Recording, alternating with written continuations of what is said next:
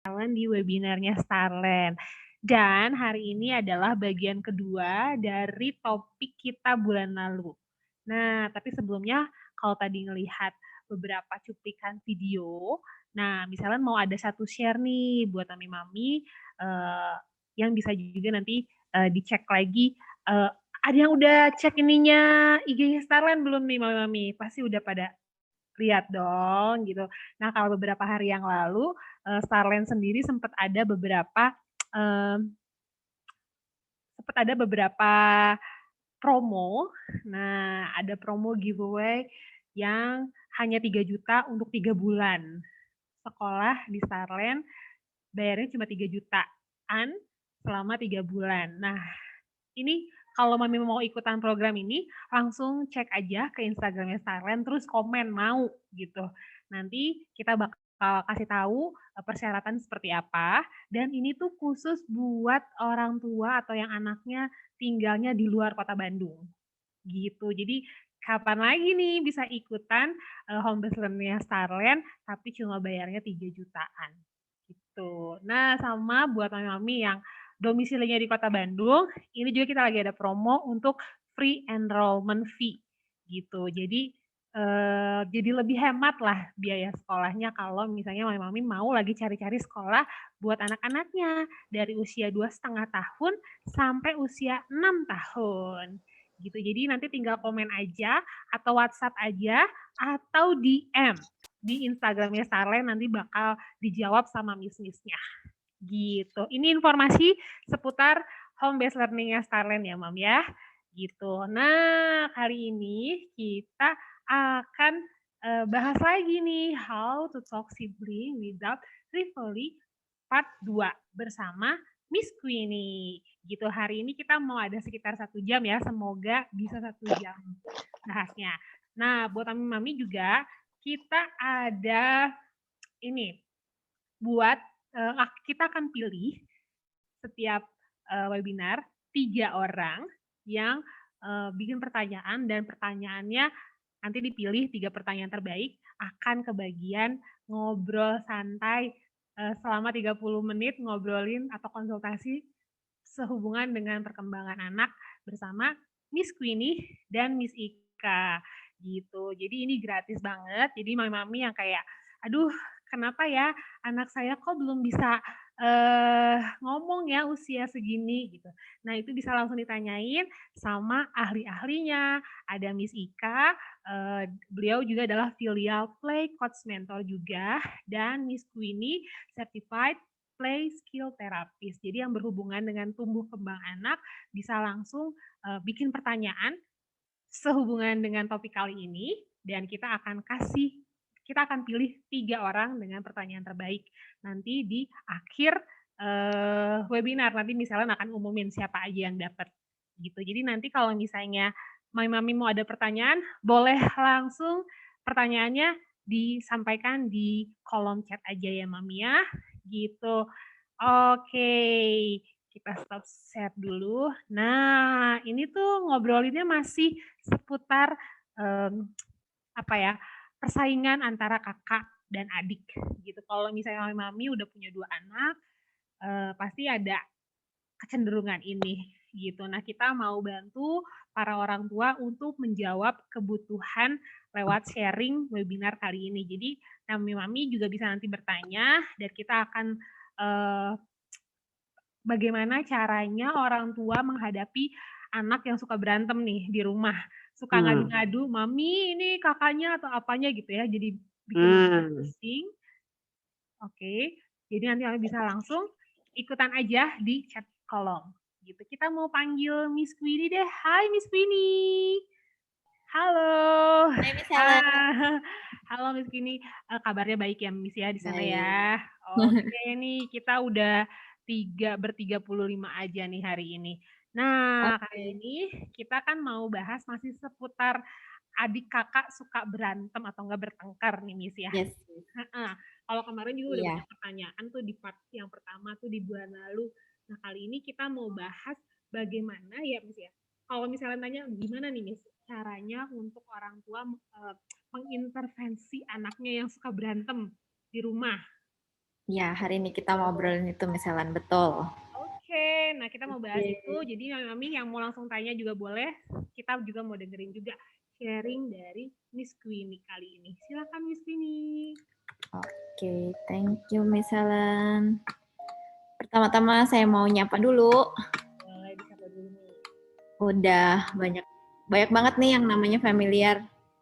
Yang udah Thank sering you dengar buat kita. mami-mami yang udah langganan ya Miss Helen ya. Iya. Kayak kita punya subscriber banyak banget. Hari ini saya mau share nerusin yang bulan lalu ya misalnya, bulan lalu tentang siblings rivalry. Nah, kali ini kalau bulan lalu kita tahu tentang basic-basicnya kenapa itu bisa timbul. Hari ini kita mau belajar gimana sih caranya intervensinya waktu anak-anak kita berantem. Tunggu sebelumnya suaranya kekencangan nggak, Miss? Udah oke sih Miss. Oke. Saya biasanya lebih tenang kalau ada suara. Oke, kita mulai ya. Saya cuma dikasih waktu sebentar soalnya sama Miss Helen. Tapi saya ngomongnya suka kebanyakan. Oke, kita review dulu. Jadi yang seperti saya bilang barusan, yang waktu itu kita udah belajar tentang kita tahu gimana rasanya anak-anak itu kenapa bisa sampai ada siblings rivalry. Kita udah belajar bahayanya kalau kita membanding-bandingkan anak dan pentingnya kita memperlakukan anak kita secara unik bukan secara equal. Yang hari ini kita mau belajar tentang peran kita di dalam sebuah keluarga atau ya kadang-kadang kita bisa mendapatkan peran anak pertama, anak kedua, anak ketiga atau peran-peran lainnya yang secara sengaja maupun nggak sengaja diberikan kepada kita. Apakah itu oke atau nggak oke dan dampaknya seperti apa. Terus kita akan belajar gimana cara intervensi ketika anaknya sedang berantem gitu, tips and trick gitu. Jadi hari ini kita juga bakal banyak ngupas tentang case study gitu. Nah, pertama-tama saya mau tanya dulu, kira-kira mami-mami di sini kalau ada papi, kita di sini semuanya pasti punya roles atau punya peran yang baik secara sengaja maupun nggak sengaja kita anut gitu ya. Kayak contohnya saya anak pertama di dalam keluarga saya. Secara nggak langsung itu salah satu role saya sebagai anak pertama.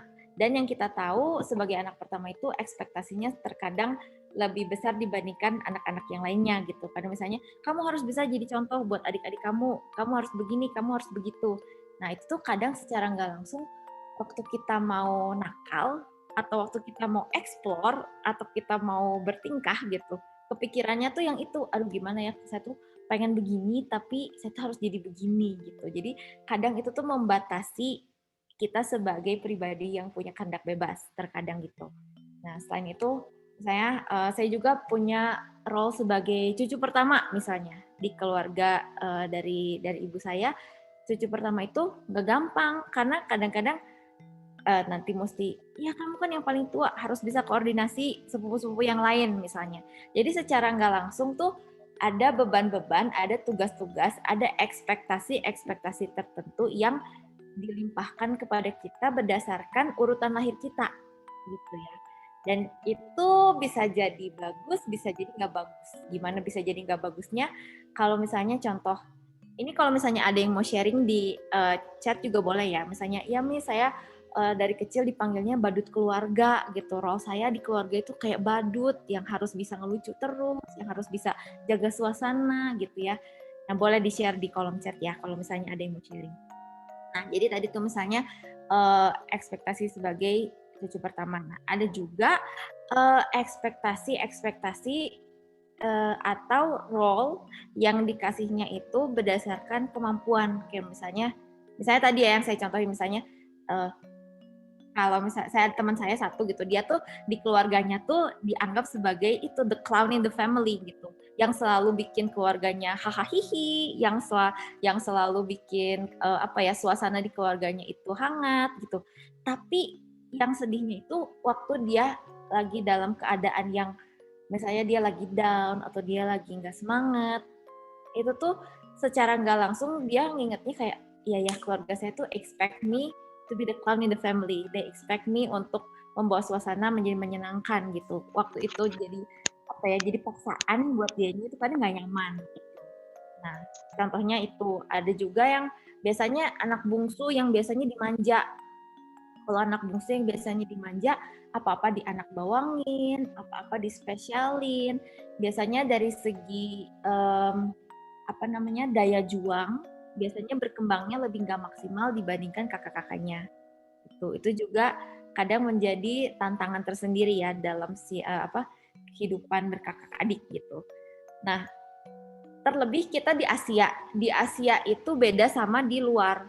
Kita di Asia tuh apalagi kayak di Korea, di Jepang, di Indonesia, kita tuh terpaku banget sama otoritas kakak adik gitu. Jadi kayak saya di keluarga juga saya dipanggilnya kakak, selalu kakak. Atau misalnya di keluarga lain ada yang dipanggilnya cici, ada yang dipanggilnya koko gitu. Pasti ada panggilan berdasarkan roles, tapi bukan panggilan berdasarkan nama dia seperti yang biasa kita tahu di luar negeri. Jadi kalau di luar negeri tuh orang nggak ada yang manggil big sister gitu, nggak ada. Di luar tuh semua cuma langsung aja manggil nama gitu, karena mereka nganggep kalau mereka itu ya sesuai namanya gitu, bukan seumur hidup mereka akan jadi kakak, bukan seumur hidup mereka akan jadi adik gitu. Sedangkan kalau di kita semuanya tuh kayak dikunci di role-role tertentu gitu. Nah, kadang itu bisa jadi bagus, bisa jadi jelek yang kayak tadi saya bilang. Cuman kita mesti hati-hati jangan sampai lebih banyak jeleknya dibandingkan lebih banyak bagusnya gitu. Nih contohnya misalnya Mami Yuni bilang anak bungsu yang tidak dianggap gitu. Itu memang terkadang dilema ya, banyak yang anak bungsu yang dianak emaskan atau kadang ada anak bungsu yang jadi terlantar gitu, ada juga. Terus ada Mami Niko, anak tengah jadi bumper kejepit di tengah kalau Koko dan Dede berantem. Yang secara nggak langsung punya peran untuk jadi peacemaker, untuk mendamaikan keluarga-keluarga. Kemarin juga saya sempat tanya teman saya dan jawabannya juga mirip gini sama Mami Niko. Kalau anak tengah itu mereka kayak secara nggak langsung dapat tuntutan untuk saya harus bisa sesuaiin ke atas, saya harus bisa sesuaiin ke bawah, saya harus bisa membawa atas dan bawah ke tengah gitu. Nah itu tuh kadang yang sebenarnya bisa jadi skill yang bagus buat kita, tapi kalau itu dipaksakan ada di kita, itu kadang berat gitu. Karena nggak semua orang punya kapasitas untuk itu, nggak semua orang nyaman untuk melakukan itu, gitu. Nah, sekarang saya mau lanjut. Jadi, selain kita kadang memperlakukan anak kita sesuai birth order, kita juga kadang memperlakukan mereka sesuai birth ordernya kita gitu. Nggak cuma sesuai birth ordernya anak-anak, tapi sesuai birth ordernya kita. Contohnya misalnya, saya kenal ada satu keluarga yang maminya itu dia anak pertama, nah si suaminya itu dia anak bungsu gitu. Nah waktu kecil ini maminya itu sebagai anak pertama tuh sering banget digangguin sama adik-adiknya. Dia mau ngapain adik-adiknya tuh pasti ngegangguin terus, udah gitu nimbrung terus, pengen begini, pengen begitu gitu. Nah jadi waktu mereka punya 2 anak, jadi ceritanya mereka udah punya 2 anak. Yang pertama anak perempuan, yang kedua anak laki-laki. Nah mindsetnya si mami setiap kali ada pertikaian atau setiap kali ada keributan, dia tuh pasti langsung nuduh anak keduanya. Kamu tuh jangan gangguin cici kamu terus dong, jangan gangguin kakak kamu terus gitu. Jadi dia udah punya mindset kalau anak kedua tuh pasti bakal selalu gangguin kakaknya. Nah, beda halnya suaminya. Suaminya tuh selalu mikir tiap kali ada sesuatu yang terjadi, udah duluan mindsetnya, pasti ini mah cicinya galak-galak ke dedenya gitu. Jangan galak-galak dong ke adik kamu, ke adik tuh harusnya disayang gitu. Nah, jangan sampai apa yang kita alami sebagai anak pertama, sebagai anak kedua, sebagai anak ketiga, gak sengaja terproyeksikan ke anak-anak kita gitu. Karena itu akan jadi nggak objektif gitu. Karena biasanya kita ngelakuinnya secara nggak sadar. Gitu ya. Jadi kita harus bisa sadar dulu apakah kita masih bawa luka-luka sebelumnya atau apakah kita masih ada unresolved trauma gitu yang harus kita selesaiin dulu, baru kita bisa treat anak kita lebih objektif lagi gitu. Jangan sampai kita treat mereka sesuai birth order kita. Nah terus ya jangan sampai kita projecting our roles ya. Nah, udah gitu ada juga yang kejadiannya itu udah terlanjur dapet roles yang gak enak gitu. Kadang anak yang kesannya lebih kuat, biasanya mereka itu kayak dianggapnya sebagai bully gitu. Mereka tuh sebagai bully, terus uh, kalau ada bully pasti ada korbannya, pasti ada victimnya. Nah, jangan sampai itu tuh jadi sesuatu yang tapi sama anak-anak kita dari kecil gitu. Jangan karena mereka lebih kuat dari kakaknya, misalnya mereka dianggap mereka yang bully kakaknya. Jangan karena mereka lebih lemah dari adiknya, mereka yang dianggap sebagai merasa dirinya korban terus gitu. Itu nggak sehat. Nah, ada beberapa caranya supaya kita bisa membebaskan mereka dari peran-peran itu gitu. Apalagi kalau yang ini kalau victim sama bully itu udah nggak sehat, itu perlu dibantu. Nah, salah satu caranya kalau misalnya pas terjadi sesuatu, kita itu sebisa mungkin jangan kasih perhatian sama orang yang ngebulinya atau sama orang yang ya di sini dibilangnya agresor, orang yang lebih kuatnya atau orang yang menyiksanya gitu ya. Nah, karena waktu contohnya gini, misalnya adiknya, kakaknya misalnya ngegigit adiknya. Nah, begitu kita sebagai orang tua, kita datang, yang pertama kita lakukan biasanya apa? Pasti langsung marahin kakaknya kan. Gitu. Pas kita marahin kakaknya itu nggak nangkep itu sebagai apa ya? Kadang tuh mereka malah dapat pleasure karena mereka mendapatkan attention-nya, mereka mendapatkan perhatiannya. Karena anak-anak bertingkah itu beda-beda tujuannya. Salah satunya ada yang pengen cari perhatian. Dan kalau misalnya waktu mereka bertingkah dan mereka mendapatkan perhatian itu, nah mereka pasti bakal ngulangin itu lagi. Dan salah satu caranya supaya kita bisa menyetop cycle-nya itu, kita coba give our attention to the injured party. Jadi waktu misalnya kakaknya yang digigit sama adiknya, yang pertama kita lakukan datengin kakaknya langsung, aduh kenapa kamu digigit ya? Pasti sakit banget. Sebetulnya mulut itu bukan buat gigit. Dede kamu juga sebetulnya tahu, mami yakin gitu ya. Nah udah gitu fokusin atensinya sama anak yang lagi tersakiti gitu. Dan cuekin yang lagi jadi biang keroknya. Karena salah satunya menurut teori attachment in the childhood gitu ya, yang paling parah itu neglect. Waktu mereka nggak diperhatiin, waktu mereka nggak dapat perhatian, nggak dapat atensi sama sekali, itu buat mereka tuh painful. Jadi waktu mereka melakukan sesuatu dan itu painful buat mereka, efeknya biasanya mereka nggak akan terlalu ngulangin lagi. Ini salah satu yang bisa dicoba dilakukan waktu kejadian gitu ya, kalau ada bully. Nah, ini saya mau share ada beberapa lagi, misalnya waktu kita sebagai orang tua, jangan sampai kita ngecap anak kita tuh sebagai bully gitu. Jadi instead of treating our child as a bully, kita bisa encourage mereka, kita bisa meyakinkan mereka kalau kalian itu orang yang baik, kalian itu orang yang mampu berbuat baik, mampu berkomunikasi dengan seharusnya, gak mesti pakai kekuatan, gak mesti pakai ngomong kasar, gak mesti pakai mukul gitu ya. Kalian tuh bisa kok. Salah satunya kita bisa encourage mereka seperti itu. Atau kita bisa juga, atau waktu keadaannya anak kita tuh dipandang bulinya sama adik kakaknya, bukan sama orang tuanya. Nah, itu kita bisa kasih pengertian ke siblingsnya gitu ya. Sebenarnya Koko tuh bukan maksudnya ngebully, dia sebenarnya bisa kok ngomong baik-baik, dia sebenarnya bisa kok do anything in a friendly way. Jadi kita ingetin saudaranya kalau enggak, kok kamu tuh bukan seorang bully, kok kamu mampu yang lebih begini. Nah, kalau misalnya kalau misalnya mereka ngelihat diri mereka sendiri sebagai bully, kita harus bisa benar-benar encourage encourage kindness from them, dan kita bisa nekenin ke mereka kalau okay, I expect you to do good right now karena saya tahu kamu mampu melakukan itu. Jadi, kita bantu mereka melihat kalau di dalam diri anak itu there's so much goodness in you gitu. Gak cuman ngelihat kalau diri mereka itu seorang bully gitu. Karena kasihan kalau anak ngerasa dirinya seorang bully, biasanya itu bakal kebawa-bawa sampai gede gitu ya. Dan kita nggak pengen anak kita menjadi seorang bully. Nah, gimana kalau mereka ngerasa sebagai victim, sebagai korban? Gitu. Kita sebagai orang tua juga we have to restrain ourselves. Jangan kita selalu ngelihat salah satu anak kita itu selalu jadi korban gitu, karena itu nggak sehat juga buat merekanya. Kita harus bisa encourage mereka to stand up for themselves.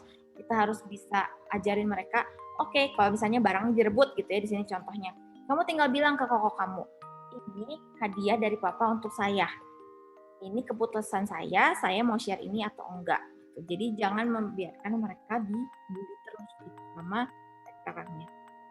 Nah, kalau kakak adiknya yang ngelihat mereka, dia mau memang pibulian nih, anaknya memang gampang banget dibully, emang enak untuk dibully.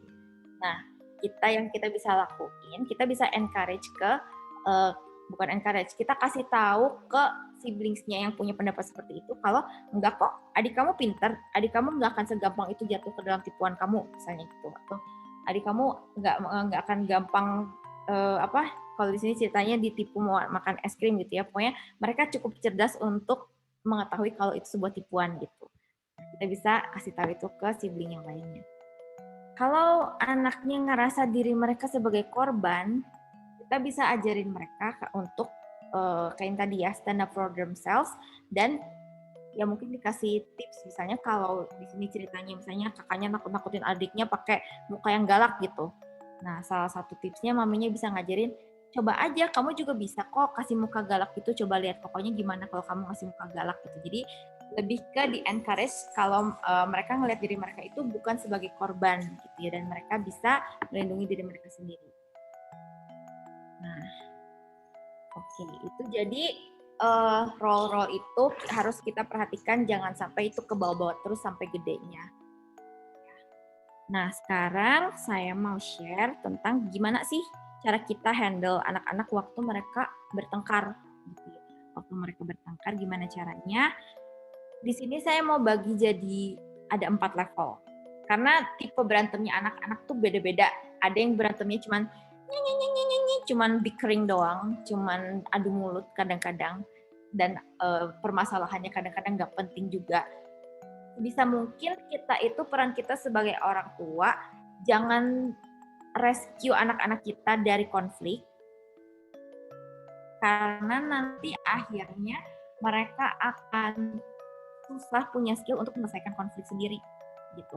Jadi yang bisa kita lakukan untuk anak-anak kita kalau mereka lagi berantem itu in general, kita cuma ada buat mereka untuk membuka saluran komunikasi yang terhambat. Karena biasanya semua perselisihan, semua fighting itu harusnya bisa diselesaikan baik-baik dengan ngobrol. Gitu.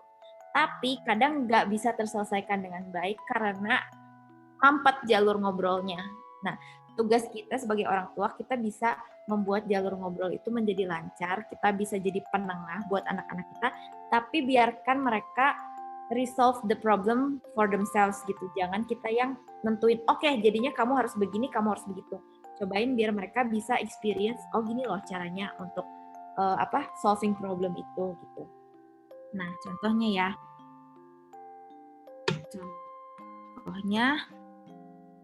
Sebelumnya saya mau share dulu ada beberapa respon yang sebaiknya kita hindari waktu kita ngelihat anak kita berantem, gitu ya.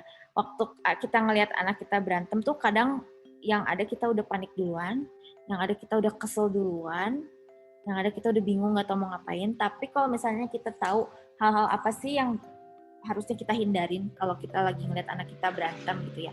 Kita mau coba lihat dari sudut pandang anak-anak apa yang biasanya mereka rasakan atau mereka pikirkan waktu kita melakukan hal-hal ini. Misalnya, waktu kita datang udah gitu, oke, berhenti ya, sekarang kita berhenti gitu. Kalau kita nyuruh mereka berhenti sekarang juga, itu mereka tuh kadang di dalam hati suka nganggapnya, wah kalau gue berhenti sekarang nanti dia yang menang. Terus yang adiknya misalnya mikir, kalau kita berhenti sekarang nanti dia yang menang. Jadi akan ada konsep menang dan kalah kalau kita menyetop langsung saat itu. Atau kalau misalnya kita nantangin mereka, ayo ngaku, siapa yang biang keroknya, siapa yang duluan gitu ya. Misalnya ini lagi rebutan mainan. Terus yang pasti dua-duanya punya sudut pandang masing-masing. insting yang kalau misalnya kita konfrontnya kayak gitu, mereka pasti adanya tuh pengennya membela diri gitu. Jadi sebaiknya kita jangan pakai kata-kata seperti itu, kita jangan maksanya seperti itu. Atau misalnya kita mempermalukan mereka, ih maluin banget sih, masa cuman mainan gitu aja berantem. Nah itu tuh biasanya mereka jadi saling menyalahkan. Bukan salah gue kok, dia duluan yang kayak gitu. Enggak, dia duluan gitu. Karena kita menggampangkan apa yang menjadi biang kerok pertengkaran mereka gitu. Nah, atau dipaksa harus beres sekarang gitu ya, tanpa orang tuanya pengen mendengarkan penjelasan. Pokoknya nggak peduli awalnya kayak gimana, kalian harus berhenti berantem sekarang, titik gitu. Anak-anaknya tuh kadang biasanya tuh anak-anak waktu mereka mengungkapkan, waktu mereka menjelaskan, itu tuh kayak half of their load udah hilang gitu. Dan waktu kita nyetop itu, kita tuh menghilangkan kemungkinan mereka meresolve konflik itu secara baik-baik gitu. Karena mereka pengen yang ngejelasin, pengen yang ngobrolin baik-baik, sama kita malah stop. Atau kadang ada orang tua yang lebay, yang misalnya kan, aduh kalian tuh pengen banget ya papi cepat mati, misalnya pengen banget ya mami cepat mati, berantem aja terus kerjanya. Ada yang kalau misalnya anaknya terlalu perasa, mereka bisa jadi mikirnya kayak, oh iya ya, gue bikin papi sakit. Kalau misalnya nanti suatu kejadian misalnya orang tuanya sakit, itu yang akan ada dalam hati mereka, itu yang akan ada dalam pikiran mereka. Aduh gara-gara gue berantem terus jadi mami sakit, aduh gara-gara gue berantem terus jadi gini gitu. Nah jangan sampai itu juga yang kita tanamkan ke pikiran anak-anak kita gitu ya. Kadang memang cuma niatannya ngegos doang gitu ya, pengennya nakutin doang, tapi anak-anak kadang bisa nganggap itu serius gitu. Atau misalnya nyetop, udah kamu yang gede udah nggak cocok mainan ini, kasih buat dede aja, kamu mau udah gede mainnya yang lain gitu. Nah di situ dedenya bisa jadi besar kepala, bisa jadi gede hulu gitu kalau bahasa Jermannya kan. Wah selalu dibelain nih sama papi, wah anak nih selalu dibelain, lain kali mau cari ini lagi, bikin ulah lagi, karena tiap kali bikin ulah tetap aja papi yang ngebelain saya gitu. Jangan sampai anak-anaknya juga mikir kayak gitu. Atau dipaksa sharing, kenapa sih nggak sharing aja, kan pasti lebih seru kalau mainnya bareng-bareng gitu. Nah itu juga kadang-kadang buat yang lebih tertindasnya, atau buat anak yang lebih kecilnya, atau buat yang kadang ngerasa sebagai korban, itu bikin mereka jadi besar kepala, dan mereka kalau mereka tiap kali berantem, mereka mengandalkan orang tuanya untuk ngebelain mereka, itu nggak sehat juga. Atau misalnya diambil paksa, udahlah ini mainannya dibawa aja, kalian biar nggak usah main daripada berantem terus, ayo pilih sharing atau ini mainannya dibawa. Biasa kan diancamnya gitu ya, karena itu salah satu cara yang paling efektif gitu. Nah, tapi ada embel-embelnya juga kalau kita ngancamnya dengan cara seperti itu gitu. Yang kecilnya bisa mikir, wah ya udahlah mendingan gitu daripada nanti kalau saya nggak bisa main dia juga nggak bisa main. Atau si kokonya yang nganggap jadinya selalu gara-gara si dedenya jadi saya nggak bisa main gitu, gara-gara dedenya mainan saya jadi diambil lagi gitu. Bisa jadi respon mereka seperti itu. Dan ini beberapa hal yang bisa kita hindari ya. Nah ini kita mulai ke level kita ada 4 level. Ini pertama ecek-ecek gitu, yang kadang ya udahlah kita harusnya bisa tutup sebelah mata karena kita harus bisa mengizinkan anak kita to resolve their own conflict gitu. Nah kalau misalnya levelnya yang tadi cuman adu mulut, cuman bickering doang, harusnya bisa kita tutup mata gitu ya, kita biarin mereka resolve sendiri. Nah saya mau bahas yang level kedua. Level kedua ini contohnya udah lebih naik gitu ya levelnya, nggak cuma adu mulut doang, tapi udah sampai nadanya naik, udah sampai mau rebutan mainan gitu. Nah, contohnya misalnya kayak gini, misalnya ini adik kakak, si Jojon sama si Joni misalnya. Si Jojon yang gede, si Joni yang kecil. Si Jojon tuh pengen banget main pakai dinosaur, dan dia ceritanya udah punya di kepalanya, dia punya planning kalau dia mau bikin Jurassic Park pakai dinosaur semua. Dia udah tata semua dinosaurnya, dia udah susun rapi, dia udah punya planning, terus tiba-tiba cukup si Joni datang. Pinjem dong ini stegosaurusnya. Kan mereka lagi rebutan stegosaurusnya. Pinjem dong stegosaurusnya. Saya mau bikin peternakan stegosaurus gitu di sebelah sana. Saya mau bikin rumah-rumahannya, mau bikin ininya, mau bikin itunya. Si tadi siapa namanya? Oh, Jojon. Si Jojon yang pada saat itu ngerasa kan gue duluan, kan ini gue yang main duluan, gue nggak terima kalau misalnya lu tiba-tiba datang lu ngambil mainan gue tanpa babi bu, dan gue harus ngasih ini ke lu gitu. Nah waktu ini terjadi itu banyak hal yang bisa terjadi gitu buntutnya. Nah yang bisa kita lakukan sebagai orang tua kalau kejadiannya seperti ini adalah yang pertama, kita harus bisa mengakui, mereflect, acknowledge their anger. Harus bisa nunjukin ke anak kita kalau kita tuh ngerti, oh kamu tuh marah ya. Gitu. Jadi misalnya kalau tadi contohnya si Jojon sama si Joni, kita bisa bilang ke si Jojon, oh Jojon, saya tahu kamu tuh marah ya, kamu tuh pengen bikin Jurassic Park, tapi tiba-tiba adik kamu datang, misalnya kamu marah ya, kamu ngerasa marah. Terus ke adiknya juga bilang, oh Joni, kamu juga marah ya karena kamu nggak dikasih pinjem stegosaurusnya sama si Jojon. Itu kita harus bisa lakuin ke mereka, acknowledge their anger. Karena waktu mereka berantem tuh, maksudnya untuk di level ini ya, biasanya udah ada emosi yang naik gitu. Dan itu harus di-acknowledge dulu. Nah, yang kedua, kita harus bisa mereflect each child's point of view. Gitu. Nah, Mami tahu kamu pengen tetap ada stegosaurusnya karena kamu pengen Jurassic Park-nya lengkap ya. Karena kalau nggak ada stegosaurusnya, Jurassic Park-nya jadi nggak lengkap ya. Atau misalnya ke yang adiknya, oh kenapa Mami tahu karena kamu suka banget kan stegosaurus, makanya kamu ngotot pengennya stegosaurus yang kamu pinjam dari si Jojon gitu. Jadi kita harus bisa jadi penerjemah untuk anak-anak kita harus bisa gali sebetulnya mereka tuh berantemnya kenapa gitu, akar permasalahannya di mana gitu. Kadang anak-anak tuh masih kesulitannya di tahap itu, dan kita sebagai orang dewasa yang tentunya kita sudah mengalami berbagai macam konflik dan kurang lebih bisa punya lebih banyak pengalaman daripada mereka, kita bisa bantu mereka untuk menyampaikan apa yang mereka rasakan dan yakinkan mereka kalau Mami ngerti apa yang kamu rasain. Dan saudara kamu juga ngerti apa yang kamu rasain. Itu salah satu poin yang penting sih. Waktu saudaranya udah ngerti kalau oh ya dia ngerti gue maunya apa. Oh ya dia ngerti gue maunya apa. Itu salah satu poin yang penting. Dan kita harus bisa describe the problem with respect. Oke, berarti sekarang ada masalah nih. Si Stegosaurus ini cuma satu. Tapi kalian ada 2 orang yang pengen Stegosaurus ini. Satu pengen dijadiin peternakan Stegosaurus, satu lagi pengen dijadiin Jurassic Park.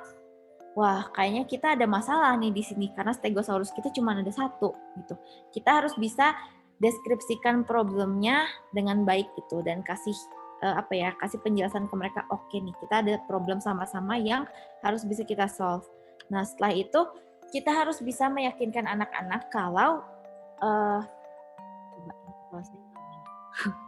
kita harus bisa express confidence in children's ability to find their own solution. Jadi, Mami yakin, walaupun ini ada masalah buat kalian, tapi kalian pasti bisa menyelesaikannya dengan baik. Kalian pasti bisa kerjasama, kalian pasti bisa obrolin, dan kalian pasti bisa menemukan titik tengahnya. Ini salah satu yang paling penting juga. Kita harus bisa express our confidence that they will solve their own problem. Dan terakhir, coba kita tinggalin, kita intip-intip mereka gimana cara di-solve problemnya. Nah, yang biasanya terjadi itu waktu udah dijelasin duduk permasalahannya dan waktu udah diyakinkan kalau mereka mampu untuk menyelesaikan masalahnya, mereka bakal mulai putar otak, gimana ya caranya. Untuk hal ini mungkin si Jojon akhirnya, ya udah deh, ini lu boleh pakai Stegosaurus ya, gue pakai dinosaur yang lain. Gitu. Atau si dedenya, ya udah aku cuma pakainya bentar, nanti udah gitu aku balikin lagi gitu. Biasanya mereka bisa come up with their own ideas gitu. Nah, itu yang perlu kita encourage dari anak-anak kita kalau level berantemnya masih di level itu. Nah, kita naik level. Gimana kalau berantemnya udah mulai main fisik? udah mulai kayak wrestler, udah mulai kayak apa tuh namanya WWF gitu ya. Nah, jadi buat anak-anak itu kita kanin ada yang namanya fighting beneran, ada yang namanya play fighting waktu mereka pura-puraan gitu. Dan yang pertama kita lakukan kalau misalnya kita ngelihat ini terjadi sama anak-anak kita waktu mereka udah mau dorong-dorongan atau udah mau main fisik, kita bisa tanya dulu intervensi ke mereka to make sure ini play fight atau real fight. Kalian lagi pura-puraan ini kayak begitu atau kalian beneran fight? Kalau misalnya memang pura-puraan, ya udah sok pura-puraan, tapi sambil diliatin gitu. Tapi kalau misalnya satu bilang, enggak ini lagi pura-pura, tapi yang satunya udah di level, enggak ini beneran dia barusan pura-pura tapi terus kekencengan mukulnya jadi sakit. Udah yang buat lawannya itu udah jadi real fight, itu udah melewati batas karena kalau yang namanya play fighting itu harus berdasarkan konsen kedua belah pihak. Jadi kalau misalnya salah satunya udah ngerasa enggak, gue udah ngerasa tersiksa, gue nggak suka, gue nggak mau pura-puraan berantem lagi, itu harus diintervensi, harus di stop. Nggak bisa liatin. Adik kamu udah ngerasa ini udah terlalu kasar, udah bukan main-main lagi, kalian coba cari mainan yang lain. Kalau memang yang satunya nganggep ini cuma bercanda, cuma main-main gitu. Tapi yang satunya ngerasa enggak ini sakit banget, ini beneran gitu. Itu nggak bisa, itu harus di stop. Kecuali memang dua-duanya agree, iya kita memang lagi main-main gitu. Kalau misalnya selain ditanyain ke mereka, kita juga harus bisa ngelihat dari sudut pandang kita. Kalau misalnya menurut kita sebagai orang tua, walaupun mereka main-main itu udah terlalu bahaya, harus bisa di stop, dan kita harus kasih mereka option untuk nih kalian activity yang lain deh, nggak usah main gelut-gelutan kayak gitu, mungkin bisa diajak lari keliling komplek atau misalnya suruh ucing sumput gitu ya. Jadi kita kasih mereka alternatif lain gitu. Ini kalau levelnya udah possibly dangerous gitu. Dan kalaupun ini berdasarkan konsen mereka berdua, tetap harus diawasin karena kadang yang namanya play fight itu gampang banget escalate become a real fight gitu. Nah, terus ini level yang lebih seremnya lagi, bukan lebih seremnya, lebih advance-nya lagi. Gimana kalau ternyata mereka tuh fight beneran, yang udah membahayakan, yang satu misalnya udah pegang baseball bat, yang satu udah pegang ngangkat kursi gitu ya, apa yang harus kita lakukan? Itu udah pasti harus langsung kita intervensi. Tapi waktu kita intervensinya itu, kita harus bisa mendeskripsikan. Oke, Mami lihat kamu udah marah banget, kamu sampai pegang baseball bat. Mami lihat kamu udah marah banget, kamu sampai ngangkat kursi. Misalnya gitu ya. Sekarang kalian stop, karena ini nggak acceptable di keluarga ini nggak diterima. Kalau tipe berantem yang seperti ini, kalian harus stop. Coba kalian cool off dulu masing-masing. Kamu di kamar misalnya. Atau satu di taman, satu di mana gitu. Mereka harus dipisahkan dulu. Kalau levelnya udah sampai definitely dangerous gitu. Harus dipisahin dulu. Gitu kurang lebih. Wow, waktu saya udah mau habis. Oke, ini yang terakhir sih. Case study. Jadi case study ini dulu. Case study saya ngambil beberapa case yang dari konsul-konsul saya tuh cukup sering terjadi, yang jadi keresahan ibu-ibu yang cukup umum gitu. Salah satunya ini terjadi itu anak-anak rebutan barang, battle over property, sometimes battle over food gitu ya. Pokoknya kalau ini berupa objek gitu. Nah, coba bayangkan kita ada di situasi kayak gini. Kita sebagai orang tua ya, ceritanya kita punya 2 anak, pura-puranya kita punya 2 anak. Nah, yang dedenya tuh ceritanya mau prom night, Dia mau prom night, udah gitu dia mau pinjem baju cicinya yang cicinya juga sebenarnya udah nggak masuk lagi, udah kesempitan dan udah nggak pernah pakai lagi, kayak udah ada di lemari udah bertahun-tahun, udah sampai debuan nggak pernah dipakai. Dia mau pinjem dong Ci bajunya, mau pakai buat prom night. Nah, tapi cicinya nggak mau ngasih. enggak dong, nggak boleh, ini baju gue nggak mau pinjemin ke lo, misalnya. Laporlah mereka ke maminya. Kalau misalnya kita di sini sebagai orang tua, boleh Miss Reina pollingnya. Kira-kira kita akan ngebela cicinya atau kita akan ngebela dedenya? Miss Reina boleh tolong pollingnya. Udah keluar belum ya? Udah di-share ya? Sudah keluar belum ya? Miss Helen udah keluar belum? Tadi keluar tapi hilang lagi. Coba sekali lagi Miss, punten. Nah, ini udah keluar. Nah, coba kita mau polling. Apa yang kira-kira akan Anda lakukan? Kita akan maksa kakaknya buat kasihin bajunya ke adiknya karena memang ya udah nggak pernah dipakai juga, udah kekecilan juga, kenapa sih nggak mau dikasihin? Atau kita bakal nyuruh adiknya, ya udah kita cari baju yang lain juga yang mirip-mirip sama yang ini misalnya gitu. Kira-kira kalau kita sebagai orang tua di posisi ini, apa yang kita lakukan? Udah banyak yang jawab belum, Miss? Kalau udah lumayan boleh di-share.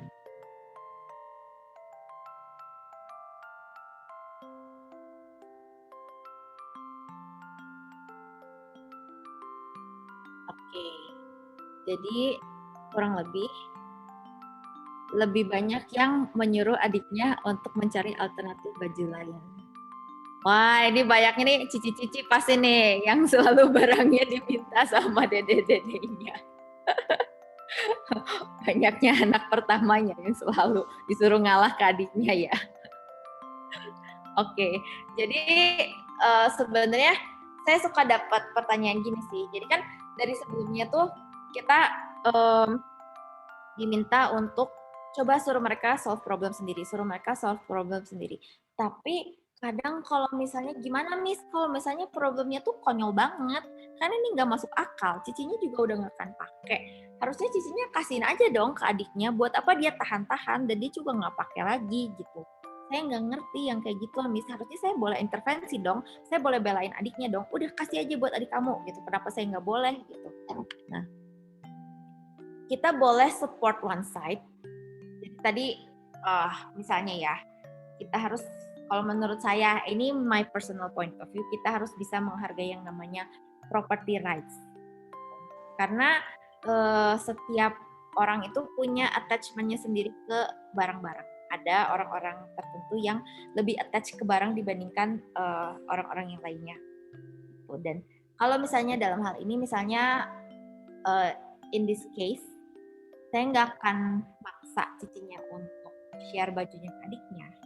Jadi kayak yang saya setuju sama Mami di sini semuanya, saya akan minta adiknya untuk coba kita cari alternatif lain aja. Kenapa? Karena pertama, kalau misalnya kita maksa dia untuk sharing, itu tuh gimana ya? Orang tuh makin dipaksa makin gak pengen ngelakuin. At least kalau saya kayak gitu sih. Makin dipaksa tuh makin gak pengen ngelakuin. Dan kalau misalnya itu sebagai paksaan pun, itu kayak gak kehitung sharing kalau menurut saya. Kayak cuma nurut aja, bukan sharing yang dari hati gitu. Nah, yang bisa kita lakukan, kita bisa pakai trik yang tadi tuh, yang misalnya kita datang, kita paparkan, oh ini ada masalah kayak gini. Kita ngertiin cicinya dulu. Oke, Mami ngerti ini baju, walaupun kamu udah nggak pakai, tapi kamu pasti sayang banget sama baju ini ya. Terus ngertiin dedenya juga. Mami ngerti kamu suka banget ini baju yang Cici pakai karena ini memang bagus banget gitu. Misalnya kita ngertiin kedua belah pihak dan kita kasih tahu, tapi masalahnya bajunya cuma satu dan ini kita nggak bisa secara paksa kasih untuk either one of you gitu. Ini mesti berdasarkan kesepakatan kalian sendiri gitu. Mami nggak akan maksa Cici untuk kasih baju ke kamu. Mami juga nggak akan maksa kamu untuk cari baju yang lain. Coba kalian diskusi sendiri, barangkali kalian bisa ketemu jalan tengahnya. Kita tawarin final decision yang seperti itu. Jadi kita boleh support one side, tapi final decision-nya kita kalau bisa kasih ke anak-anak itu, gitu. Kasih ke anak yang berantemnya. Kalau memang usianya udah cukup umur ya. Nah, karena kenapa kayak gitu? Karena yang namanya property rights itu must be respected dan ini tuh prinsip yang bisa melindungi baik kakak maupun adiknya. Karena yang namanya property rights itu berlaku untuk kedua belah pihak. Nanti waktu adiknya suatu hari juga ngerasain kalau lagi nggak pengen sharing ke Cici, ya kita juga bisa mengemukakan hal ini dengan value yang sama, dengan prinsip yang sama. Kalau masing-masing orang juga ada property rights yang harus dihargai gitu. Karena untuk orang-orang tertentu barang itu nggak cuma barang, kadang itu tuh udah jadi bagian dari kita yang udah ada memori di dalamnya, dan itu kita nggak bisa sama ratakan ke semua orang. Kita nggak bisa sama ratakan kalau attachment saya terhadap barang ini itu misalnya 10 orang lain nggak bisa lihat itu, ya itu masalah orang lain, tapi bukan berarti saya harus dengan terpaksa sharing barang ini ke orang lain gitu. Karena yang namanya property rights sekali lagi kalau menurut saya harus bisa dihargai, karena nggak semuanya itu cuma sekedar barang. Nah, dan satu lagi yang menurut saya penting itu karena waktu kita memaksakan sharing itu terjadi, kita tuh kayak devalue the value of sharing gitu. Jadi yang harusnya sharing itu muncul dari hati, muncul dari keinginan kita untuk berbagi. Kalau itu dibiasakan, dipaksakan gitu ya, itu akan jadi nggak berarti, nggak bermakna gitu. Karena forced sharing lowers the value of sharing. It sabotages the goodwill behind it. Gitu. Jadi kalau misalnya bisa nggak dipaksain, kalau bisa jangan dipaksain. Nah, ini saya ada beberapa tips. Jadi gimana ya caranya supaya kita bisa encourage sharing? Gitu. Karena jadi pada nanya juga maminya lah, terus Miss, bukannya sharing itu mesti, bukannya sharing itu harus gitu ya. Kalau anaknya nggak mau aja gimana? Ini saya ada beberapa cara gimana supaya kita bisa encourage anak kita untuk sharing. Yang pertama misalnya, kita bisa kasih case-case kecil di mana mereka bisa explore. Misalnya kita beliin minuman cuma 1 gitu. Nih, mami cuma beli minuman 1. Coba kalian bagi sendiri caranya gimana. Terserah kalian baginya gimana. Tapi ini minumannya cuma 1, tapi ini untuk kalian berdua. Jadi dibiasain dikasih kayak case-case kecil yang seperti itu yang udah di skenarioin. Atau misalnya bisa juga kita pointing out the advantages of sharing. Misalnya rebutan krayon misalnya. Satu pengen warna merah, satu pengen warna biru, udah gitu yang merah pengen yang biru pengen yang merah, atau misalnya pokoknya ini rebutan krayon. Bisa kita encourage misalnya, kalau misalnya kalian sharing merah sama birunya, kalau misalnya kalian ngewarnain itu bisa jadi ungu loh, bisa jadi something new. Kalian bisa experience something new, kalian bisa explore something new gitu. That's one of the advantages of sharing gitu. Itu bisa juga diajarin ke anak-anak. Atau kita bisa juga allow them untuk inner process. Yang maksudnya allow them to inner process itu gini, misalnya kita bilang, oh it's okay, mungkin sekarang Cici lagi nggak mau sharing Legonya misalnya. Tapi mami tahu kok Cici tuh anaknya mau sharing, Cici tuh anaknya mau berbagi. Mungkin Cici lagi butuh waktu aja. Dan kita memberikan waktu itu untuk anaknya berproses gitu. Jadi nggak kita paksain saat itu juga. Nah, terus kita bisa juga show appreciation. Jadi kita langsung kasih pujian waktu mereka tuh sharing secara spontan. Jadi kita tuh harus selalu bisa menangkap hal-hal yang mau kita tanamkan di anak-anak. Jadi misalnya kalau kita pengen menanamkan tentang sharing ke anak-anak, jadi waktu secara nggak sengaja ada sharing terjadi, harus sama kita kayak dikasih reward gitu. Di sini dikasihnya appreciation. Kalau misalnya mau dikasih reward juga boleh gitu. Jadi intinya kita harus menghargai waktu sharing itu terjadi secara spontan tanpa harus disuruh, tanpa harus ada ribut-ribut dulu. Dan yang kelima, kita harus bisa nyontohin sharing itu gimana sih. Gitu. Nah, ini saya ada satu lagi sih, cuma kayaknya waktunya udah habis ya. Ini sih cepet aja nih. Jadi salah satu case juga biasanya tuh terjadi pertengkaran ketika saling ngadu. Jadi waktu anak misalnya anak yang lebih kecil tiba-tiba ngadu, mami si Cici gini, atau anak yang gede, mami si Dede gini. Nah, biasanya itu awal dari keributan gitu ya, dan kita nggak pengen anak kita tuh jadi tukang ngadu gitu. Nah, salah satu yang bisa kita lakuin tuh kita bisa ngomong ke anak kita gini, saya tuh nggak nyaman kalau kamu ngadu-ngadu terus tentang saudara kamu. Tapi kalau kamu mau cerita tentang diri kamu sendiri, I'm very happy to listen. Jadi kita coba menanggapinya, kita coba encourage mereka untuk ceritainnya dari sisi apa yang kamu rasain kalau cici kamu kayak gitu.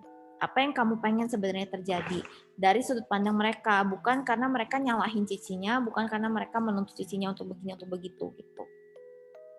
Nah, terus tapi ada saatnya ngadu itu penting gitu ya. Jadi kita harus kasih tahu juga ke anak-anak kapan harusnya ngadu, kapan harusnya nggak usah ngadu gitu. Kita harus cepet-cepet ngadu kalau emang udah ada bahaya.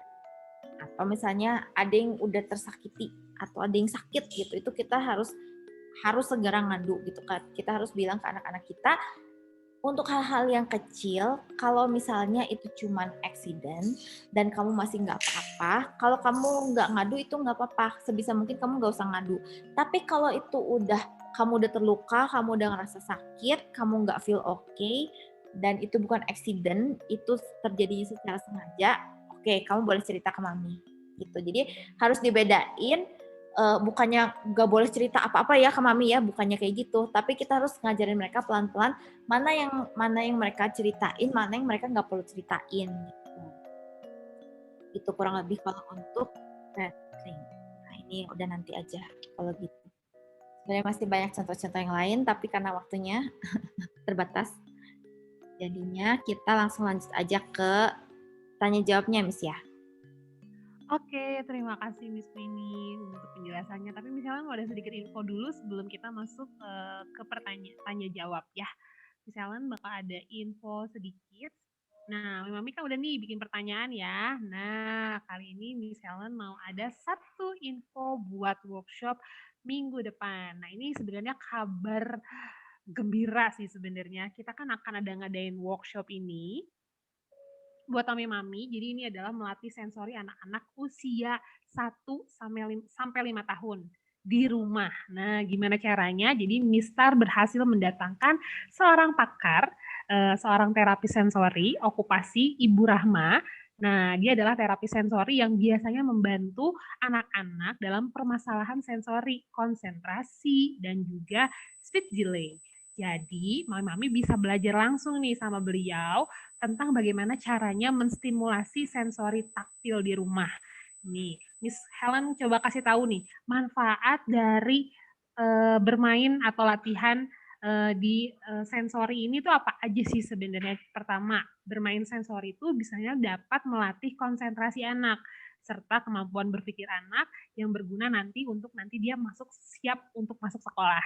Yang kedua, ternyata sensori juga bisa mengasah kemampuan berpikir anak, jadi anak-anak lebih kritis dan lebih analitis gitu. Nah, yang ketiga, ternyata sensori ini juga bisa mengembangkan koordinasi mata dan tangan gitu. Jadi ini penting banget untuk dilakukan gitu karena nanti anak-anak akan bisa tadi nulis atau nanti mau ngikat sepatu. Nah, itu kita harus kembangin dulu nih koordinasi mata dan tangannya melalui bermain sensori. Nah, yang terakhir adalah manfaat yang paling penting untuk dirasain saat bermain sensori ini adalah memperkuat bonding antara orang tua dan anak gitu. Jadi bermanfaat sekali nih sebenarnya menstimulus sensori di usia dini apalagi di masa-masa pandemi ini. Jadi jangan ditunda untuk segera daftar terus memberikan stimulus yang penting.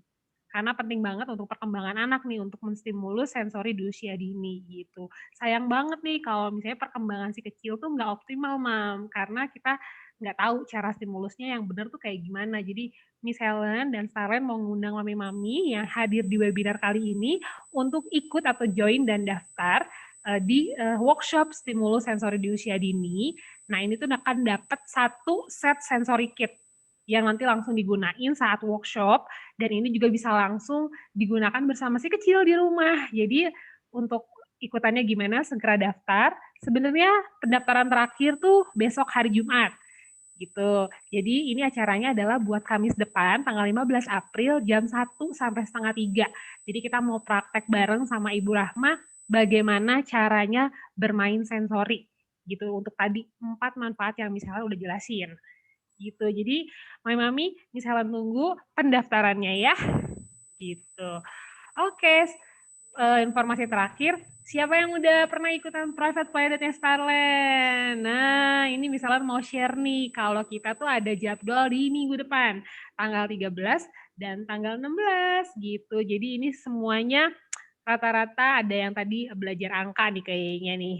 1, 2, 3 Club di tanggal 13 sama anak-anak yang aktif bisa ikutan buat yang di hari Jumatnya 16 ya. Jadi Body Movement Club. Jadi nanti ini kegiatannya di minggu depan gitu. Promonya kita lagi ada private play date, beli 5 token, dapat potongan sebesar 100.000. Jadi lebih hemat gitu. Jadi misalnya yang mau ikutan bisa langsung daftar segera untuk ikutan private playdate-nya Starland. Oke, informasinya sudah Miss Helen sampaikan. Miss Helen sekarang mau bacain pertanyaan yang udah masuk. Wow, kita bacain ya. Miss Queenie, kita yang udah masuk berarti di stop dulu ya, Mam ya, karena kita mau nambah waktu nih sama Miss Queenie untuk ngejawabin pertanyaan-pertanyaan yang udah masuk ini. Oke, yang ini sebentar. Oke, dari Mami Pau di Bandung. Sejauh apa rival yang masih oke untuk anak usia 10 bulan dan 20 bulan? Kalau nggak salah Mami Pau juga tadi ada di bawah juga, hampir mirip-mirip pertanyaannya, misalnya tambahin lagi ya. Kalau nggak salah tadi mana ya? Terus sempat baca tadi. 40 bulan. Oh, oke. Ya, 20 dan 40 bulan. Terus jadi misalnya satu benda diperebutkan, kita udah jelasin pandangan masing-masing, terus ditinggalin gitu Miss gitu. Kalau usianya 20 sampai 20 bulan dan 40 bulan bisa nggak diberlakukan tadi konsep yang tadi? Biasanya sih dedenya jadi nangis Miss. Oh, 20 bulan. Jadi tahun intinya kurang berarti ya. hitung 20 bulan ya 2 tahun kurang. Kalau 20 bulan sih belum bisa sih. 20 bulan itu belum bisa ditinggalin, tapi kita harus bisa jadi translator buat si anak 20 bulannya. Karena yang tadi saya bilang, yang namanya pertengkaran atau pertikaian itu sebetulnya kan karena ada jalur komunikasi yang terhambat. Karena kalau menurut saya sih semuanya bisa diselesaikan dengan komunikasi yang baik gitu. Nah, peran kita sebagai orang tua, kita bantu supaya jalur komunikasinya itu jalan lancar lagi gitu. Jadi untuk anak kita yang belum bisa ngejelasin, ya sebisa mungkin kita jadi translatornya dia. Misalnya, kenapa coba kamu ngerasanya gini, atau kamu apa yang kamu rasain, apakah karena ini, apakah karena itu, kita bisa coba ngegali dari si anak yang umur 20 bulan ini supaya komunikasi sama si kakaknya ini bisa lancar gitu. Nah, kalau misalnya ternyata udah dikomunikasikan dengan lancar, kita bisa bantu juga kasih ide, karena kan mungkin anak 20 bulan idenya belum sebrilian anak-anak yang lebih gede kan. Kita bisa coba kasih beberapa ide, gimana kalau gini solusinya. Tapi biarkan mereka yang mengambil keputusan akhirnya. Gitu. Jadi kita kasih ide, kakak kalau kayak gini setuju nggak? Dede kalau kayak gini setuju nggak? Gitu. Jadi kita jadi hakimnya gitu, kita jadi penengahnya. Tapi jangan kita yang ngebelain, jangan kita yang ngambil keputusannya gitu. Intinya sih gitu sih Miss. Kalau peran kita sebagai orang tua harusnya kayak gimana tuh, harusnya sebagai translator, bukan sebagai hakim juga, sebagai translator sih. Karena harus netral gitu sebisa mungkin. Tapi sejauh apa rivalnya yang masih oke? Kalau misalnya udah nggak pegang alat benda untuk mukul adiknya itu masih oke ya? Rebutan barang masih oke Miss ya? Normal sih menurut saya. Oke. Pasti ada, itu harus mereka lewatin. Oke, kita lanjut ke Mami Nova di Bandung. Miss, batasan bully sama baperan itu kayak gimana ya? Sama satu lagi nih pertanyaan berikutnya. Miss, misalnya nih ya, si A ngerebut mainan B, terus si B ngambil kembali secara paksa dan A nangis. Mas HB ini di-neglect, Miss, dia akan mengambil haknya. Dia akan mengambil haknya, Miss. Oh, jadi si Ya, adik. ya. Mungkin ini tadi nyambung ke contoh saya yang tentang bully sama victim ya.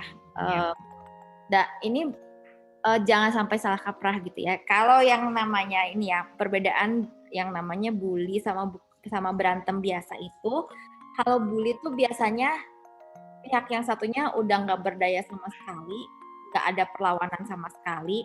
Kalau di sini kan misalnya tadi A ngerebut mainan B, tapi B bisa ngambil kembali secara paksa dan A-nya nangis. Itu di sini ini bukan termasuk bully karena ada perlawanan dari pihak yang satunya, ada pembelaan dari pihak yang satunya, mereka berusaha stand up. Ini lebih ke ya I think it's normal konflik gitu ya. Masih bisa di-resolve dengan baik. Dan yang tadi yang maksud saya di neglect itu cuma boleh dilakukan kalau kejadiannya bullying gitu. Jadi kalau nggak bullying nggak boleh di neglect. Jangan sampai di neglect kalau bukan bullying. Karena kalau misalnya bukan bullying malah di neglect, malah jadinya dua-duanya ngegantung gitu. Atau di situ malah kerasanya maminya pilih kasih gitu ya. Jadi mesti benar-benar keadaannya ekstrim bullying banget, baru yang bulliernya itu bisa di neglect. Kurang lebih gitu ya misalnya. Oke, kalau mau explain. Oke, kita lanjut ke Mami Novi di Bandung. Miss, kakaknya usia 3 tahun, dedenya 8 bulan. Nah, kalau kakaknya dimarahin atau lagi kesel, dia suka ngelampiasinnya ke dedenya. Udah pernah diajarin nggak boleh gitu, tapi suka kelepasan kali-kali dia. Cara yang lebih enak biar lebih paham, supaya kakaknya lebih paham tuh gimana, Miss? Oke. Udah dijelasin, udah diajarin nggak boleh. Yang pertama harus tahu cara tarik nafas yang dalam. Buat maminya ya.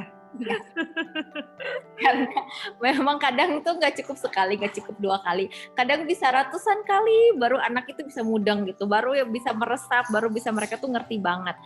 Nah, tapi biasa ada juga shortcut yang bisa kita pakai. Contohnya dalam case ini misalnya kita beliin mereka, kalau misalnya mereka melampiaskannya secara physically, bisa juga kita beliin misalnya boneka-bonekaan itu yang bisa dibeliin samsak misalnya, atau misalnya boneka-bonekaan yang kalau misalnya duk balik lagi gitu. Jadi kalau misalnya cara mereka menyalurkan energi nyamannya seperti itu bisa jadi salah satu alternatif. Tapi dikasih boundaries. Kalau yang namanya pukul-pukulan, yang namanya gebuk-gebukan, cuman boleh sama boneka ini, cuman boleh sama samsak ini. Bisa jadi salah satu jalan cepatnya, kalau misalnya nggak mau sampai 100 kali ngajarin, kalau mereka nggak boleh melakukan itu. Gitu. Oke, terima kasih, Miss. Nah, kita lanjut lagi ke Mami Niwayan. Oke, sorry, ini bukan. Kalau di Mami Analisa di Bandung, Miss kakaknya ini usia 4 tahun, adiknya 1 tahun. Ya, adik yang suka gangguin itu malah adiknya. Suka cakar, jambak kakaknya, rebut mainan kakaknya, dan kalau udah gitu kita sebagai orang tua malah minta pengertian si kakak untuk ngalah. Ini responnya bener nggak sih, Miss? Atau kita orang tua harus gimana ngasih pengertian ke adiknya? Thank you, Miss. Aduh, derita anak pertama ini tuh. Iya. Apa-apa ngalah dong, kan udah lebih gede. Ngalah dong, kan udah lebih gede.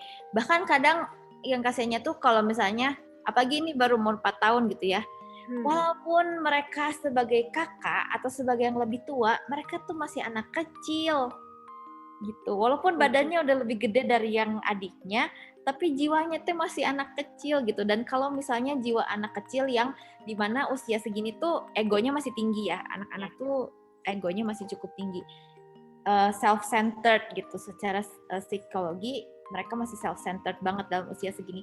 Dipaksa untuk ngalah, dipaksa untuk ngertiin, padahal mereka juga di posisi yang harusnya umur segini saya juga masih di ngertiin gitu. Saya belum puas nih di ngertiinnya gitu. Belum porsinya saya untuk ngertiin orang lain di usia ini gitu. Kadang tuh ada yang belum ngerasa cukup aja gitu, belum merasa needs-nya tercukupi gitu. Nah, kalau bisa jangan, ini kan rebutan adiknya yang ngerebut, jadi adiknya lebih galak gitu ya, ngerebut mainan kakaknya. Gimana ngasih pengertian adiknya? bisa dikasih contoh-contoh yang tadi saya udah kasih tips banyak, itu bisa dicoba. Ada yang misalnya mungkin dikasih tahu kalau misalnya kakaknya pengen sharing atau kakaknya tuh sebenarnya suka sharing, bisa sharing, tapi mungkin saat ini lagi nggak mau aja, bisa kayak gitu. Atau bisa kita kasih alternatif yang lain. Kita bisa coba mainan yang ini kalau misalnya kakaknya lagi nggak mau sharing. Atau misalnya kita bisa both side sih, bisa kakaknya dikasih pengertian, boleh nggak sebentar aja pinjem dedenya gitu, atau tergantung situasinya sih kalau menurut saya. Dan itu harus imbang, harus yang penting itu walaupun pada akhirnya kita misalnya nasehatin kakaknya atau nasehatin adiknya, dua-duanya harus merasa dimengerti dulu, karena we always have to connect before we correct, jangan sampai kebalik. Ya, sekali lagi kita harus selalu bisa connect before we correct. Sebelum kita kritik, kita harus bisa connect dulu. Kita harus ngerti dulu sebenarnya si kakaknya kenapa nggak mau sharing. Sebenarnya si dedenya ini kenapa maunya mainan yang itu gitu. Kedua belah pihaknya kita harus bisa ngertiin dulu. Kita harus bisa tahu permasalahannya dulu, kenapanya. Baru kita bisa kasih, oh ya kayaknya kalau yang kayak gini bisa solusinya mungkin kayak gini. Kalau misalnya anaknya masih 1 tahun ya kan, kayak tadi saya bilang bisa dicoba dikasih ide-ide gitu. Tapi mereka putusin, oke, setuju sama mama ide yang ini. Oke, thank you Miss. Nah, kalau misalnya dari Mami Nova masih kelanjutan pertanyaan yang di atas, Miss, kalau misalnya sering rebutan barang nih Miss, baiknya mainannya dikasih nama gitu Miss masing-masing, ngaruh nggak tuh Miss? Ngaruhnya gini, yang tadi saya udah singgung yang namanya property rights, itu harus benar-benar ada rules-nya di rumah ya kalau menurut saya. Jadi ada barang-barang yang emang itu common property. Jadi kayak misalnya gunting di dapur, pisau di dapur, piring di dapur, yang kayak gitu itu kan common property yang kita nggak perlu minta izin untuk kita pakai itu. Tapi harus selalu ada spot di mana kita bisa bilang, kalau kalian pengen pinjem barang yang ini, kalian harus ngomong dulu ke saya. Bisa juga kita kasih satu box, atau misalnya semua barang yang saya taruh di dalam kamar saya, kalau kamu mau pakai, kamu mesti minta izin dulu. Yang penting batasannya jelas gitu. Kalau misalnya mau dinamain satu-satu ya boleh juga, cuman kan itu it takes so much effort kalau satu-satu mesti dinamain gitu. Bisa juga dikasih box misalnya. Nah, kalau box yang ini, kalau mau pinjem yang ini, kamu mesti minta izin dulu ya. Tapi ada juga barang-barang yang ini common property. Mami beliin ini untuk kalian pakai bersama, nggak perlu saling minta izin misalnya. Tapi kalau barang-barang yang di box-box kecil itu misalnya, ini kan hadiah ulang tahun saya dari mama. Kalau kamu mau pakai, kamu mesti pinjem. Nah, hal-hal yang kayak gitu harus bisa kita respect gitu. Karena anak-anak juga perlu belajar dari kecil, mereka juga harus menghargai properti orang lain gitu. Oke. Thank you, Miss. Oke, kita lanjut ke Mami Nicole. Usia berapa mulai dikasih ruang bagi anak-anak untuk meresolve problem di antara mereka, Miss? Dari usia sih nggak tentu ya. Kalau dari usia nggak ada patokannya. Yang pasti karena perkembangan developmentalnya tuh beda-beda. Tapi selama kognitif mereka udah mulai terasah, mereka udah bisa beride, mereka udah bisa logiknya udah lebih jalan, itu bisa coba dilepas sedikit-sedikit gitu.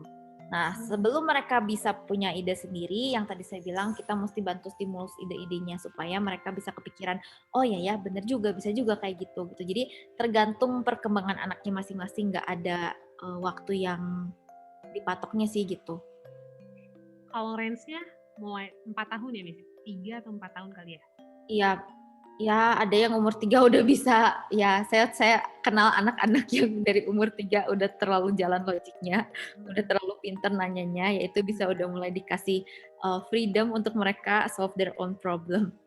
Oke, thank you Miss. Miss ada yang lewat tuh kayaknya Miss, tadi Miss Mami Dila Bogor. Miss, jadi kalau main robotan berantem gitu boleh nggak ya?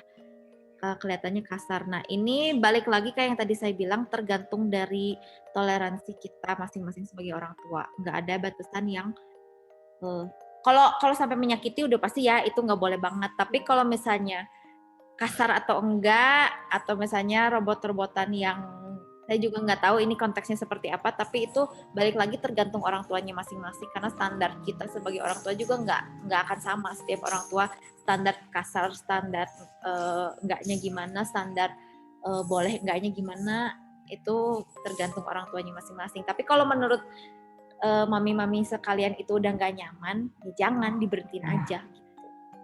Gitu aja sih. Oke, kita lanjut ke pertanyaan berikutnya, Miss ya. Ini dari Mami Louis. Gimana cara atasin kalau ada yang rebutannya anak-anak masih kecil yang masih belum bisa diajak solving problem sendiri? Udah dijawab kayaknya tadi. Oh iya tadi ya. Mirip sama yang di atas ya, Mas ya. Oke, kalau yang ini dari Papi Riki di Bandung. Kakaknya cewek usia 4 tahun. Dedenya cowok baru 10 bulan. Suatu ketika rebutan mainan, gimana solusinya, Miss? Ini beda. Rebutan mainan. Kalau 10 bulan memang masih kecil banget. 4 tahun sama 10 bulan. Nah, kalau yang ini tetap sih prinsipnya itu sama, harus bisa connect dulu. Kayaknya dulu. Jadi intinya tuh kita harus bisa connect dulu ke perasaan anak-anak kita gitu. Anak yang 4 tahun, mereka ngerasanya seperti apa? Karena itu udah bisa lebih diajak ngobrol. Gitu ya, yang kakak ceweknya itu bisa diajak ngobrol dulu, yang dirasain apa. Nah, untuk dede cowoknya yang baru 10 bulan, kalau bisa ini juga dibantu untuk dimengerti perasaannya. Misalnya saya nggak tahu ini keadaannya seperti apa detailnya, tapi kalau misalnya dia sampai nangis misalnya, kalau anak umur 10 bulan itu kalau nangis, cara kita connect-nya itu kita coba tenangin mereka, kita coba kasih definisi emosi ke mereka. Oh, kamu nangis ya. Oh, kamu kenapa? Kamu sedih ya. Itu salah satu cara kita connect. Jadi intinya harus bisa connect dulu, karena biasanya waktu kita udah connect sama anaknya itu sering banget terjadi, tiba-tiba udah gak jadi masalah lagi gitu. Jadi kadang tuh yang mereka butuhkan cuma didengarkan, yang mereka butuhkan cuma nyambung ke orang tuanya gitu. Gak usah anak-anak sih, kita juga orang gede kadang kayak gitu. Kadang kita cuma butuh didengerin, kadang kita cuma butuh Oke, thank you, Miss. Nah, ini dari Mami Nurul. Ini ceritanya kalau kakaknya sering diisengin sama adiknya. Terus jadinya nangis terus, ekspresi berlebihan. Tiba-tiba nggak bisa ini itu, padahal sebenarnya udah bisa. Itu gimana ya, Miss? Jadi kayak pura-pura nggak bisa gitu ya, padahal sebenarnya bisa. Diingetin aja sih sebetulnya. Dan jangan terlalu diwaro gitu. Kalau misalnya kita tahu itu nangisnya yang pura-puraan atau nangisnya yang cari-cari alasan. Kalau misalnya we tend to that problem, we tend to to their fake problem, itu nanti bisa jadi masalah beneran, atau mereka akan pakai cara itu lagi untuk cari perhatian kita gitu. Jadi sebisa mungkin jangan diwara kalau itu memang fake problem, bukan real problem. Dijawabinnya secara netral aja. Dijawab secara netral. Oke, Mami ngerti kamu kenapa. Maksudnya dibalikin lagi. Oke, Mami ngerti kamu nangisnya kenapa? Coba. Atau misalnya waktu itu kan kamu udah bisa, kenapa sekarang jadi nggak bisa? Kamu sebetulnya pengennya apa gitu. Jadi jangan dipeduliin si tingkahnya dia, tapi kita langsung gali kenapanya gitu. Oke tuh, Mami Nurul berarti bisa dicoba tadi dari Miss Mini tipsnya. Selanjutnya dari Mami Yuni di Bandung. Sampai usia berapa ortu bisa intervensi kalau anak berantem? Oh, sampai anak usia berapa? Itu kayaknya udah lewat dari yang ditutup ya, Miss. Oke. Coba, takut kelamaan soalnya. Oh iya. Kita, mau satu lagi apa ditutup aja nih, Miss? Satu lagi, ada lagi? Satu lagi, ini deh, Mami Ginan gitu. Oh bukan. Oh bukan ini. Oke, udah habis sih sebenarnya, Miss. Atau Mami Pau? Oh yang tadi Mami Pau. Maaf Miss, kalau misalnya diajukan pertanyaan, kalau misalnya kamu nggak mau diperlakukan seperti itu, ya orang lain pun bisa nggak mau seperti itu salah nggak Miss?